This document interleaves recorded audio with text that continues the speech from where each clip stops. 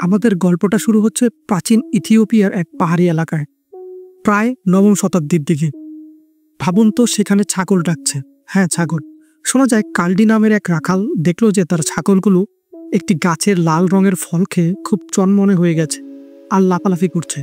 এগুলো কোনো সাধারণ ফল ছিল না, এগুলো ছিল কফির দানা। কালডিও কৌতূহলী হয়ে ফলগুলো খেলো এবং তারও শরীরে অনেক শক্তি চলে এলো।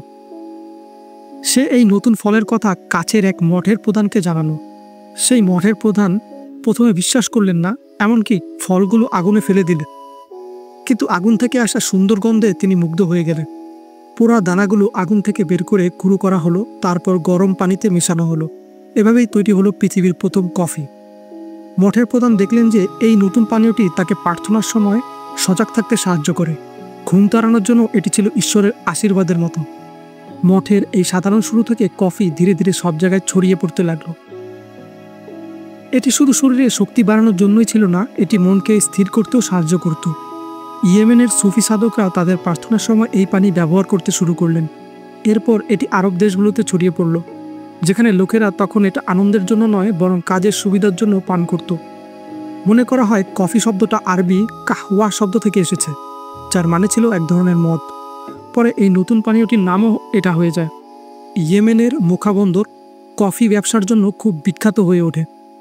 অনেকদিন পর্যন্ত শুধু সেখানেই কফির চাষ হতো এবং সেখান থেকেই সারা বিশ্বে ছড়িয়ে যেত। অন্যরা যাতে এই কফি চাষ করতে না পারে, সেজন্য রপ্তানি করার আগে দানাগুলো সেদ্ধ করে দেওয়া হতো।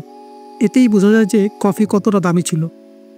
ধীরে ধীরে সময় গড়ানোর সাথে সাথে কফি হাউস বা কফির দোকান তৈরি হতে শুরু হলো। প্রথমে মক্কায়, তারপর কায়রোতে, আর 16 শতাব্দীর মধ্যে অটোমান সাম্রাজ্যে অনেক কফি হাউস খুলে গেল।